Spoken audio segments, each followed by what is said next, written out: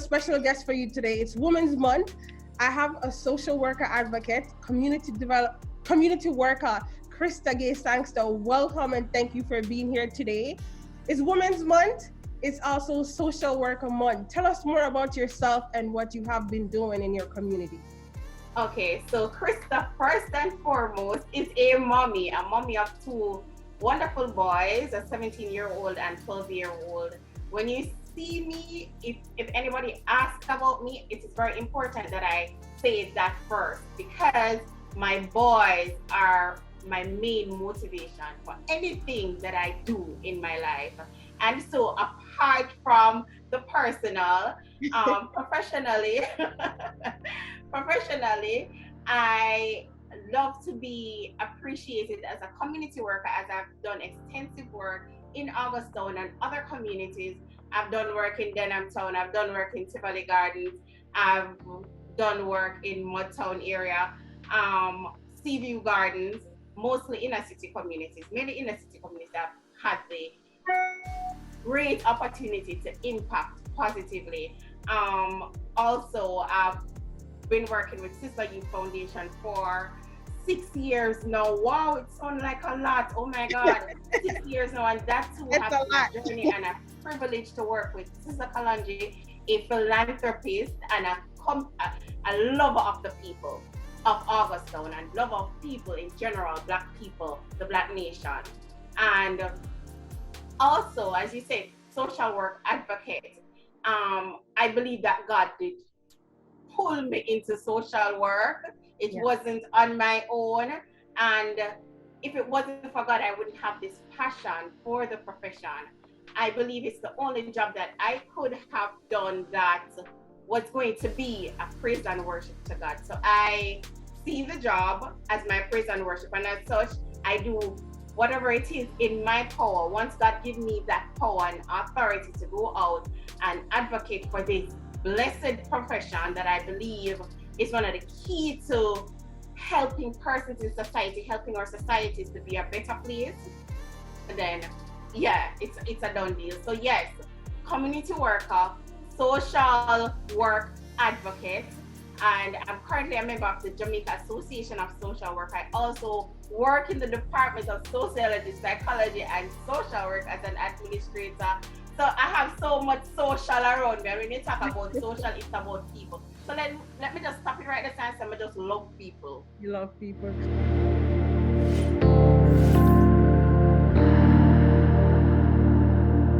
That's beautiful, and I love how you describe it. It's your praise and worship. And you know, I'm from Augustown as well, so I want to say thank you for giving back to the community. It's a lot, you know. We're going through a time where people are selfish, right? And the fact that you have it in you to give back to the community, it contributed to who you are in some aspect, you know. And I love that. I really love that. And continue to be the hope for the community and the light. Like, we definitely need that, you know. So I appreciate you. So, you know, I noticed I have been following you on Instagram and you have been posting a lot about be the change in the community, right? So what I want to know, how do you start? Because there might be other people out there who want to contribute, but they don't know where to turn to or how to get. Okay, so backtrack a little because I didn't hear the first sentence. So just backtrack just a little. Okay, no problem. So I noticed you have been posting a lot on Instagram about be the change. Mm-hmm. So what I want to know, when or how, where do you start, or how do you seek the information to even begin? You know Michael Jackson's songs say, I'm starting with the man in the mirror. Yes. So, be the change. Okay, so be the change in general, I believe, as the writer said, you need to be the change that you want to see in the world, for one. And to be the change, conference itself that you see me posting about is in light of World Social Work Month, which is March. Yeah. And we are doing this event to start a social work conversation. Okay. Social work conversations have been happening from before my born. Yeah, big up to all the stalwarts in social work: John Maxwell, Aldine Shillingford, Dr. Crawford Brown, Dr. Peter and Baker, and many more persons. Even if you never did go to university and did get one paper to say you're a social worker, there were persons who were passionate about people and the uplift of people and seeing positive change in their society, in their environment, in their own lives. If it wasn't for them, then this event wouldn't be happening. So Be the Change Conference is really to continue that social work conversation. So social work has made many strides in Jamaica since its inception. We have taken most of our models and practice from the metropole countries. Now, if you should compare Caribbean countries and knowing our history and our background, you can understand that our set of problems are unique to us. Yes. When you look on our males, especially our Black males in society, it is different from Black males in the UK. Mm-hmm. When you look on our female teenage pregnancy and the challenge, just all the challenges that we have in our education system, in our legal system, in every aspect that you can think of, healthcare. Think of an area in society and think of the challenges that comes with it, right? When you look at all of that, we here in Jamaica and the Caribbean have our own unique set of problems when we compare it to them. Just think about the limited resources then what we have, much less, right? So Be the Change Conference is to really continue a conversation to say, listen, we understand, say, there are challenges, and we keep on replicating that of the metropole country, first world countries. We want persons to understand social work in the context of the Caribbean and Jamaica itself. And so once we understand what is happening in our, and it's not that we don't understand, many research has been done to explain all the issues that we're seeing in society. Many research have been done on it. Yeah. I'm saying, now that we know this, can we now implement social workers with our own set of models and models that guide our practice and framework theories, develop our own Caribbean social theories that will instruct how we go about mitigating our own problems? So that's what Be the Change is about. And that is on a broad scale. Yeah. So that's a social work conversation starting. And on the other hand now, we also want to inspire social workers to continue to do the good job that they're doing. Not just social workers, because them says when you get the degree, I'm a social worker, but I beg to differ. Well, theoretically, you are a social worker once you get the degree. But then I tell you, you have something called practice wisdom. Yes. And persons are out there in the field, getting the experience, having the one-on-one, experience with their clients, or whether it's an individual, group, or a community, and they are the experts. They know. First and foremost, the people are the experts of their own life. But then you have these facilitators like social workers and advocates and counselors, which are social workers that is here to help them. And the job for social work is so much to answer. And I just want this conference to be a space to embrace social workers, to motivate them to say, listen, you have been the faces of change in Jamaica and the Caribbean, because we have persons in the Caribbean that will be attending the conference, persons in South Africa, persons in India that will be attending the conference. And we want to say, listen, good job, hats off to Una some superhero. While I am doing that, I still want to say, listen, understand, keep on pushing, but in the same breath, let's say we want more social workers to ease the burden off of the list of social workers that we have employed in our agencies in Jamaica, and have very ambitious goals, at least one social worker to every 10 households.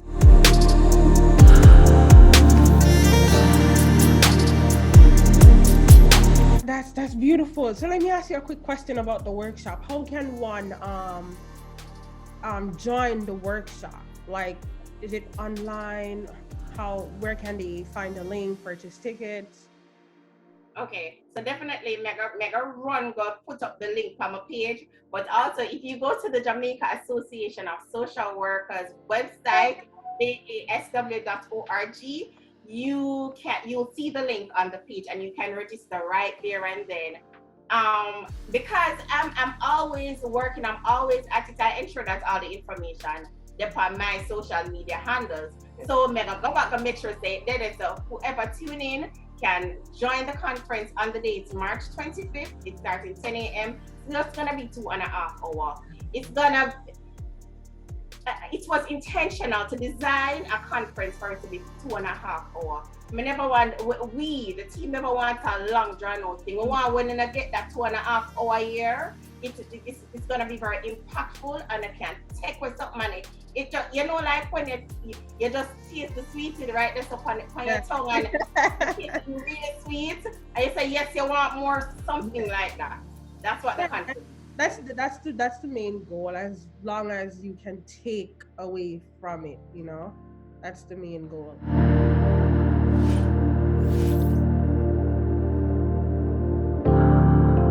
So being a social worker or a community worker, right? How do you separate your personal life from your professional life? Because I know social work. No, dear Jesus. Listen, it is not always easy. Yeah. I can hear my lecturers them in my head now, right now. Miss Arna and Shana, they normally say, make sure say, when you get all this knowledge and all these skills, when you don't go home go social work the people there.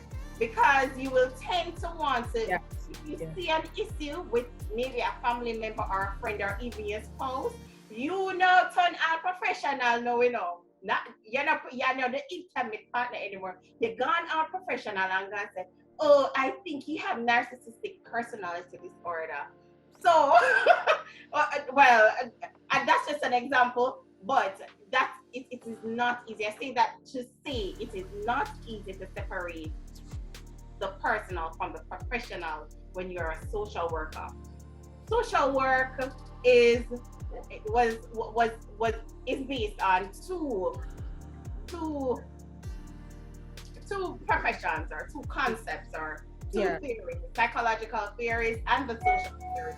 So understanding human behavior and understand how the mind works, and it's a fusion of both together. Yeah, and so you're really when you learn about human being, you're learning more about yourself. Oh, yeah. And so when you're going through that phase of learning, you are transitioning. And so it's like every situation you want to apply what you learned to, right? So again, it is not very easy. However, it's a work in progress for me. I'm not gonna tell any lie. Yeah. Sometimes even when you're dealing with a particular problem, or say I'm working on a particular project, I tend to go home and think about the issue. I don't let it overburden my brain or think about it too deep where it's gonna affect me, my social functioning. No, not on that level. But if you're really a social worker and you're really passionate about people and changing and wanting to see the change, yet anybody say them no, bring it home with them, that's a lie.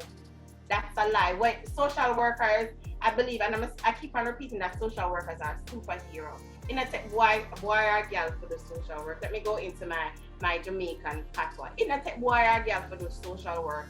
Imagine dealing with the world's most disenfranchised set of people, the people with the most challenges. And sometimes the challenges that they face is enough for them tries to know. Some of them born and raised in these challenges. But imagine working with them. Imagine have to go into the prison system to work with persons there. And sometimes when you hear the stories, when you hear a client's story, it's a pretty answer. And you wonder if I really hurt you upon. Yeah. how do you deal with a client that is a pedophile? How do you deal with a client that killed multiple persons? Yeah. So even in intervening with your clients, you still have to come back home. You have to do your debriefing before you reach back home, and it's not always easy. There is no quick break off. Say, okay, I leave this at work and I'm coming back home. So you too might not even want to communicate so much with your say if you have a relationship with your partner or your children, you might just not have the strength to deal with them in that moment. But at all times though, I try my best to maintain a balance.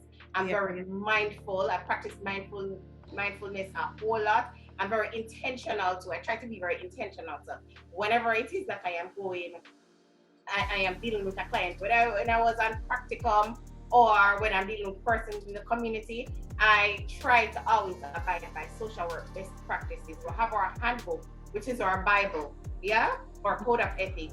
And if you should follow the code of ethics, then you're better able to navigate your personal from your professional.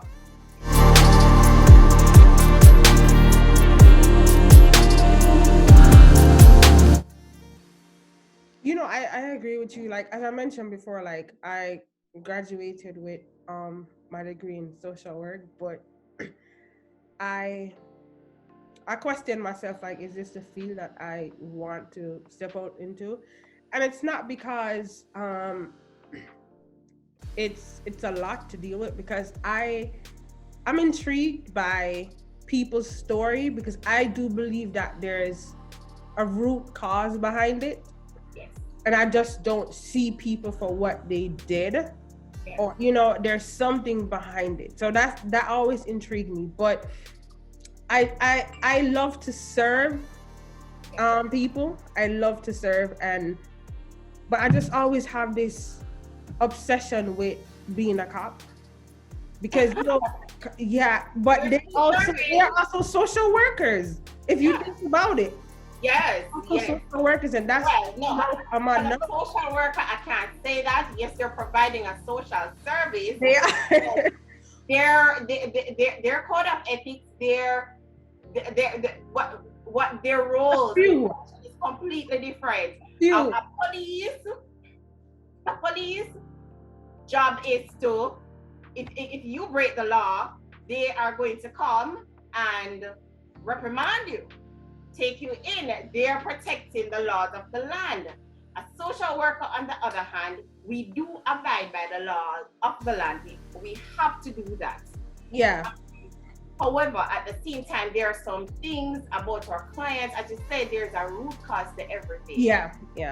And so when you're viewing things or a situation through social work lenses, then we can view a client or a client group, they are males in Augusttown, as the cops do. What if social workers were to do that? You know what? I think I'm looking at it from being in the US. Like, maybe that's, but I get what you're saying. Like, countries. So yeah, I get what you're saying. So I step back. I'll step back. Please do. I'll step back. I'll step back. But I agree. I agree with you.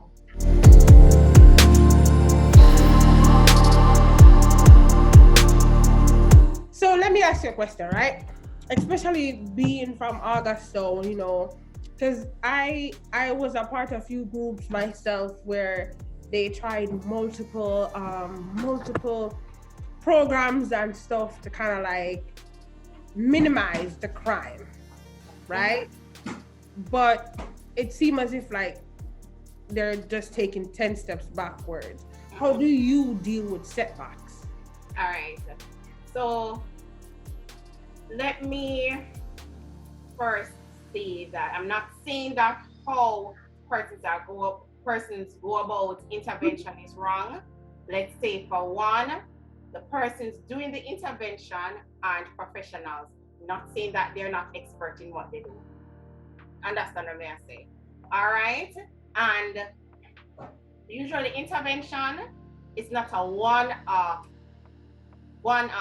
type of thing.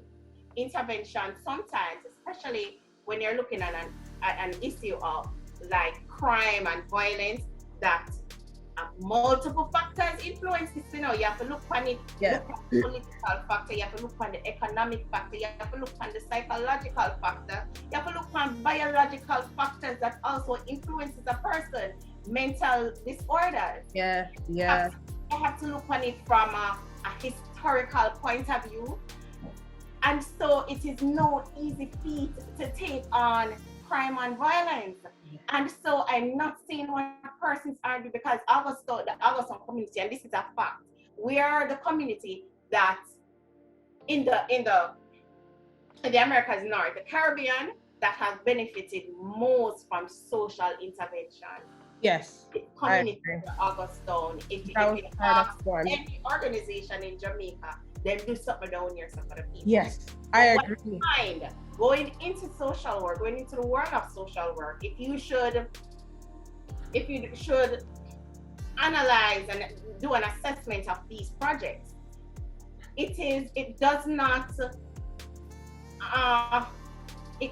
touch on some areas that need to be touched on. Say, for instance, social intervention.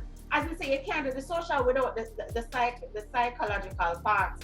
Yeah, because here I am, I'm giving you a job, I'm giving you a 1 day work, yeah, or for the week here. When I depend on a project when I make money for the week here. Me cannot make the money in my pocket if it's even for a year. If the mindset not change, it not gonna work. And another thing that social service organizations tend to do is come into communities and give them what they feel they should give them. Did you speak with the community, by the way? Did you speak with the people and find out what their needs are? Did you do a needs assessment? Did you take it from a participatory learning approach, where you come in the community and you sit with the people and identify, put down your biases them where you're having in your head, because most of we have the biases, whether we like it yes or no. If we're not intentional about what we are doing, going there with the biases, and if you're coming from a community with your biases, not change not gonna happen. So the change that you're looking for is not gonna happen, because you yourself is not a changed person. I'm going to continue to be the person who you view me as. And so when you look on these programs, a lot of them lack so many things, right? And so we need more holistic programs for one.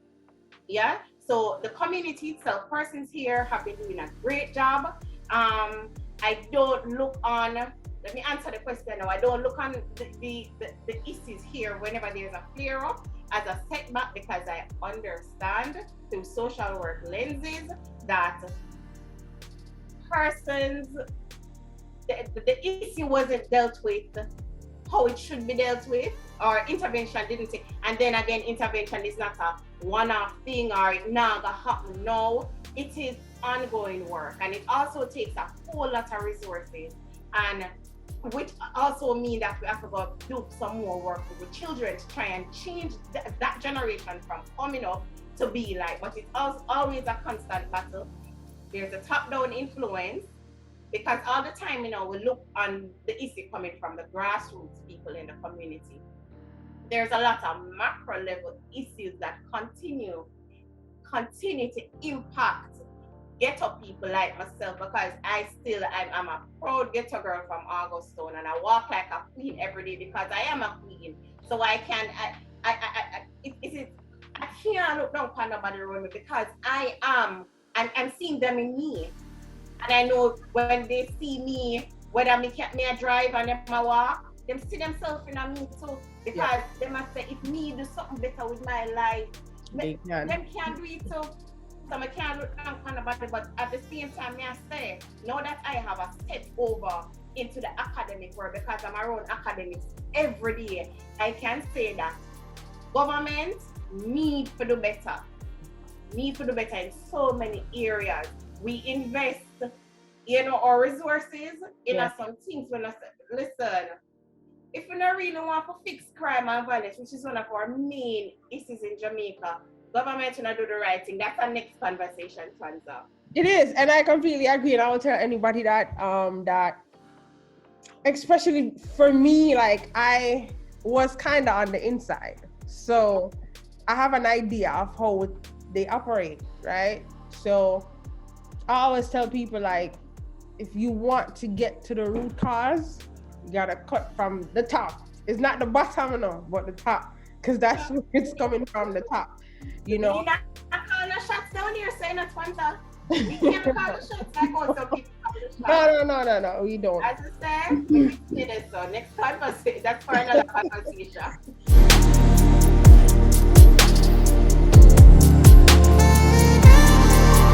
You touch on how other females or even other community members can look at you and use you as an inspiration, right? What motivates you to keep going? And oh my, yeah, you're gonna get me emotional right now. Emotional. Kwanzaa, I am proud to say that I'm a product of this community. yeah. And most of my motivation comes from here.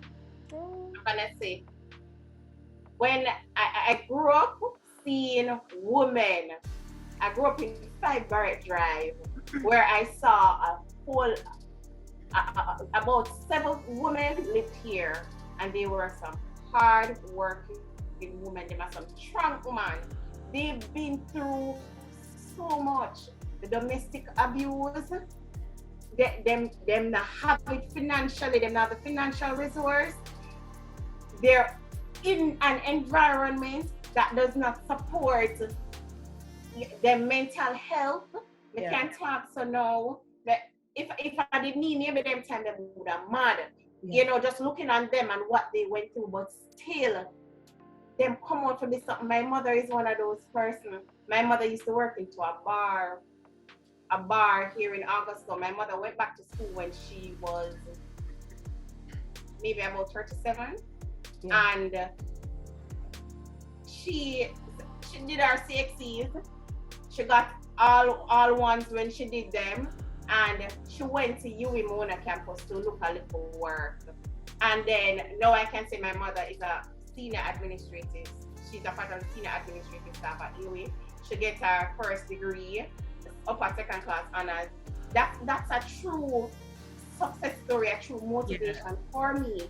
So when I saw my mother, especially, did that, I'm like, listen, girl, you have to buckle up. And mind you, you would, because a lot of the things that we judge them because we don't understand.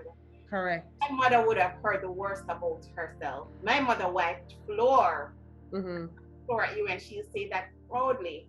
But who not like my mother know when she has. And that's one of the things that motivate me, the woman around me. And guess what? In another sense, what motivates me is the people who look up to me. Sometimes, like at first, to be honest, I never knew that I was doing a good job. I was just doing things for the love of it. And then you'll find persons coming to me for advice, or persons saying things to my mother and say, your daughter, boy, she just grow nice, and she, or me see your daughter on the radio, or me see your daughter on the TV. And then you have persons in the community, if and whenever they see me do something public, if it's even something in my DM or them, that's motivation for me. And there is this one female, and I can say, you Twanza, me know if me not impact nobody else's life, I've impacted her life. And she started Anita Woman Foundation. I'm say, yes, my girl, you think a little talk to her, little sit down and talk, and from a non-judgmental space. Yeah. But for the fact that they believed in me, or she. Yes, and trusted you. I said, no, man. But I have to make sure say me do the right things. So that keeps me in line. My children, they're my motivation, and the community itself. There's a saying, it's not where you're coming from, but where you want to go. My support is different from many persons in the community. And so me can't judge nobody around me. Me did learn some things, me did learn some skills to help me forget a little ahead of the game, coming at the far end of the game pointer, but I count myself blessed. Yeah. I count myself blessed, right? And so these set of people must still have to say, listen, I was there at one moment, so me have to feel good about myself and continue to motivate myself to be better. And that's where I am. I mean, I feel wealthy. So here I know I feel wealthy, I feel blessed, I feel like I'm everything God wanted me to be. And I know there is more to it because God tell me say there is more. Yes. But who I am now, I'm motivated to do more. And let me not cut it out because maybe they go see it. You have a Dr. Obermuller. She's from Guyana. That woman, she's a very strong personality. You have Aisha Facey, who when I went into the province, she have on a whole teaching load on her hand to teach statistics.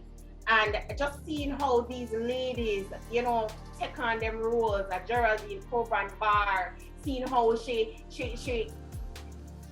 emulate what a Christian life or what I believe a Christian life and a mother should be like.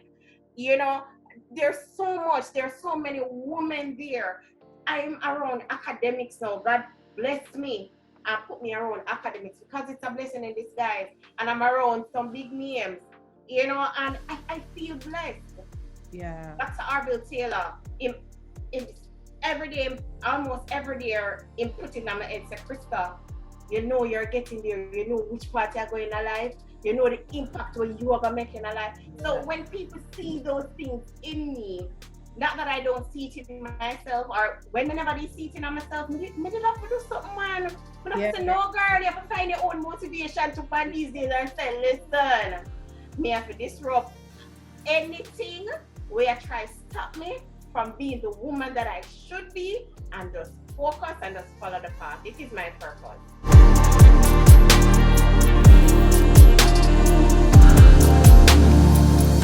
And that's good because you know what? Not a lot of us know what our purpose is, our purpose are, whatever. Like, for me, I know, I didn't find out my purpose until like I was 28, and I'm about to be 33, so that was like a few years ago, But that's for whatever reason, whatever I was dealing with internally, and you have to be sure of who you are. Like you have to have confidence, and a lot of us women are lacking that, And it's good to have a role model, as you would say, especially in the community of Augusttown, and the fact that it's coming from a non-judgmental space. They need that. We need that. Like growing up, the culture was so tough on certain things, and the more you educate yourself and the more you learn, you look at things from a different angle, and you can go back into the community or other communities and share that with them, so we can build strong women, confident women who can stand in their purpose and say, okay, this is me, let me hold my head high and keep going. And as you mentioned about your mom, she went back and got her CXC at 37. She went back to school at 37. You see, age is just a number. And well, I'm just getting started. 36, I'm just getting started. It's just a number, and it's not where you start, but is where you finish. And that's a beautiful story. A beautiful story. And I hope she is using that story to inspire other women, because what more you need than that? That's a beautiful story. It is indeed, and I'm happy to be called her daughter. Yeah, that's beautiful. That's really beautiful. That's a beautiful story. Like, honestly, like my mom is really what the person who inspired me throughout the years, even though she's not alive, but that's what kept me going over the years. Like that was my motivation. Yeah. To keep going, to become a better person, and to continue to fight, because the world is tough and we're women. Say it again. The world is tough and we're women, but as long as we have confidence and God in our corner, then there's nothing we can accomplish, nothing we can. And we also remember, because God already told us that Him give us power and authority over all these things, So even though it is tough, we are humans. Yes. So we're gonna feel it. Start, yeah. God did don't tell me, so we have power and authority over all things. And so with that knowledge, even when things tough, we have to think logically, and not make them problem they overcome, and do what we have to do. You say it's not where we start, but also where we end. I'm gonna put a little piece to that. It's also your journey. There's something within me that I appreciate my journey. Me are not the richest. Yes, you see that something about money. Me not financially stable like a lot of persons are. Or not a lot. Like some persons are. Right? But you see when you talk about wealth, you're looking at me. Yeah? Yeah. Your mind. That's what I'm saying. God give it power, and authority over everything.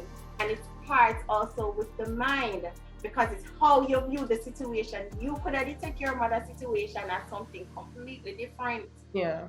Another person, imagine how that situation could have impacted them, the adverse effects.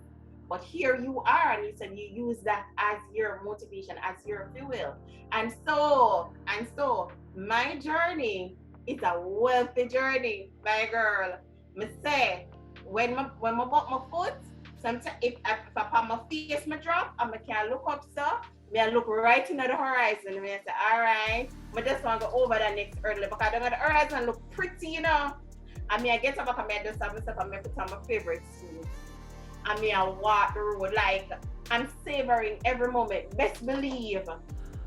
Sometimes I have to wonder. Sometimes I have to wonder about myself and question myself. Because I've been through some breakups, like, going through a divorce and breakup before, and I'm a single mother with my 2 boys. And and I never asked. I don't remember ever complaining. I said, God, why you make that did happen to me for? Yeah. Why me? Why? Because if indeed we're following God's word, we'll understand too that purpose. Look at Moses. Look at everybody who God chose, and look at their journey. Hello, we have to enjoy every moment, yeah. As you mentioned, journey, like, is something, my journey was something I didn't understand, and I questioned it throughout the years. Something that a lot of people don't know about me. Not only did I lose my mom, but I never met my dad. He passed away when I was like 2 weeks old. So I became an orphan when I was like 15. But nobody knew that, but the internal issues that I had so many questions, like, why me? Of all my siblings, why me? Of all, like, my friends, why am I experiencing this? Why? Yeah. When me do so, right? And I even blamed my mom at one point. But I blamed her at one point, like, why she chose him. But now, like, understanding my purpose and being where I am, I can look back and I can say this journey was really for me to become who I am today and the person I'm going to be in the future. And it's unique, but it's my story, and I have to embrace it, use it to even impact other people's life. And trust me, you have been doing that. I remember my it wasn't a conference or a seminar that I was with you and Avril, and I think Jazeel spoke there. It was my first event in Jamaica. Remind me of the name of the Be Your Vision, the Vision Board event. And that's the name. Yes, and best believe me, that event, it's the first I've ever been at an event of that nature. I'm did lucky because I did win one ticket to come. Yeah. Yeah. But on a luck, I was blessed. God did want me to come because I was gonna see somebody like you. I was gonna see Avril. I was gonna see Damien. I was gonna see Jazeel. It's not like I don't know Jazeel. Yeah. And you know, but I was going to be in a space, an atmosphere where I was gonna hear something different. I was gonna learn. I was gonna take something back home with me. And trust me, when I disrupt some things that did happen in my life, everything what did I make me complacent to that event, they switch up everything. And this is what I was saying earlier, you know. Sometimes you're not to look out a road for your motivation. Yeah. Sometimes when I see the same set of people when me they grew up with from the same community doing it, hello? Oh, no, I can't do it too. I can't do it too. You see, so it's not that having that perfect life, and this is something that I also come to learn in social work and as a human being living life. Everybody have a unique set of problems. Yeah. Everybody.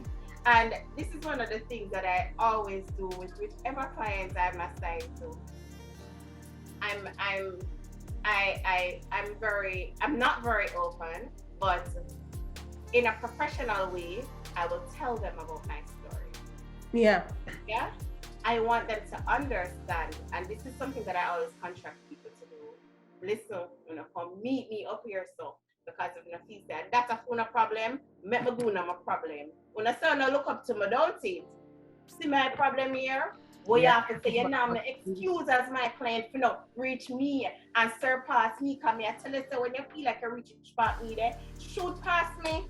I don't want you to stop. Continue, be great in your own way. The same set of problems that you have can be used as your fuel to push you through life. I'm mindful that not everybody's ever happen for, but if I am able to impact somebody's or help to improve somebody's life for 1%, I win the lotto.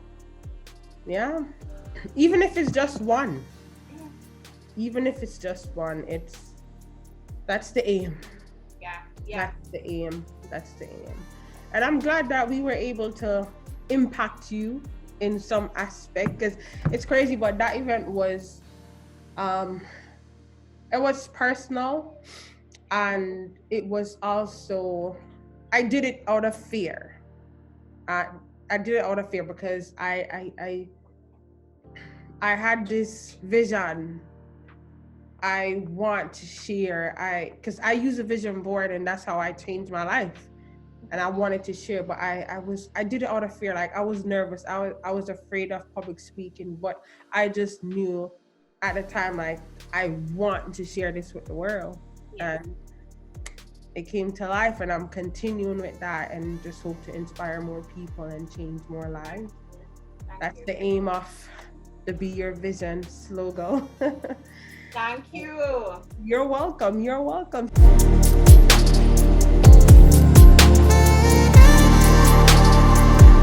So what's next for you?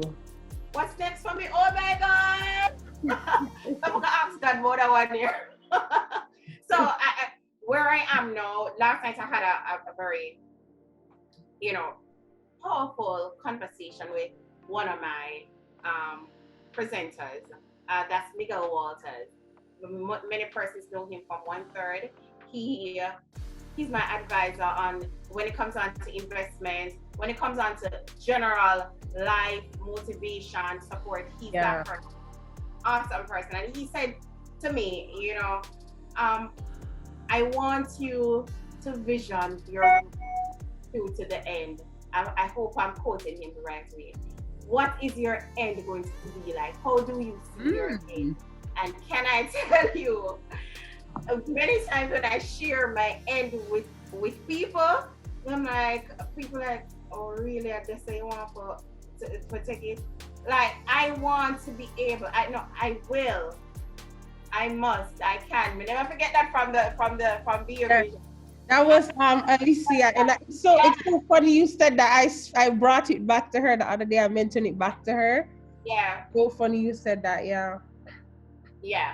And so I see myself impacting the Caribbean Beautiful. to ensure that there will be more social workers employed in our system, in our society. I will see social work being used more as an intervention tool to help mitigate most of the problems that we face in our society. I see it that I see that happening towards the end. That's the end goal. And also to make some money, girl. To Yes, make I love some that. money. I love that. Make some money for make sure that my pick me and my pick with them and my them no come up poor. Generational wealth. And somebody said it's always good when good people become wealthy, becomes rich because they do more good. And so that is on my list. That okay, then I'm gonna make some investments. Yeah, because I'm learning little by little, Yeah. about investments. And so I'm doing that. And yeah, I'll be able to impact my community, Augusttown, even more. That is beautiful, and I wish you luck on your journey. I do know with God's help and believing in yourself and in that dream, it will come to life. And you just have to keep believing, never give up, and just watch it blossom. Thank you. Thank you. You're welcome. And I want to thank you again for joining me today. It was a pleasure having you. Well, It was a pleasure. It was beautiful. And I wish you all the best in your journey. I absolutely enjoyed this moment, and thank you very much, Twanza, for having me. I hope we have more of this type of conversation in the future. Uh, thank you. It was You're great. welcome. You're welcome. Have a great night. You too, Ma.